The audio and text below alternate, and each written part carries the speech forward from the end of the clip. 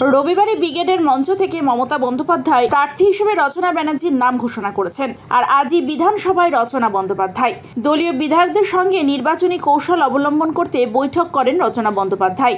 জেলা নেতৃত্বের সাথেও বৈঠক করেন এদিন তিনি। ঘোষণার পরে প্রায় 24 ঘন্টা হতে চলেছে, কি অনুভব? মানে আজকে থেকে মিটিংয়ে বসে গেছেন জেলা নেতৃত্বের সঙ্গে। হ্যাঁ, কাজ তো করতে হবে, তাই জন্যই। আর অসীমাদি ছাড়া তো এগুলো যাবে না, তাই অসীমাদি ছত্রছায়া থাকতে হবে, সেই জন্যই আজকে এসেছি। 24 ঘন্টা কি রিয়াকশন মানুষের? দারুণ রিয়াকশন, আমি অভিভূত। আমি ভাবতে পারিনি মানুষের এত ভালোবাসা, সাপোর্ট পাবো। আমি ভেবেছিলাম অনেকে বলবে যে কেন রাজনীতিতে আসলেন, কিন্তু আমি সত্যিই খুব খুশি হলাম মানুষের রিয়াকশন দেখে। আপনার নিকটতম প্রতিদ্বন্দ্বিনী আপনার কি বক্তব্য? খুব ভালো বন্ধু আমার, ভালো থাকুন। উনি বলছেন যে ভোট হবে মোদির নামে, সেখানে আমি বা রচনা কোনো ফ্যাক্টর নয়।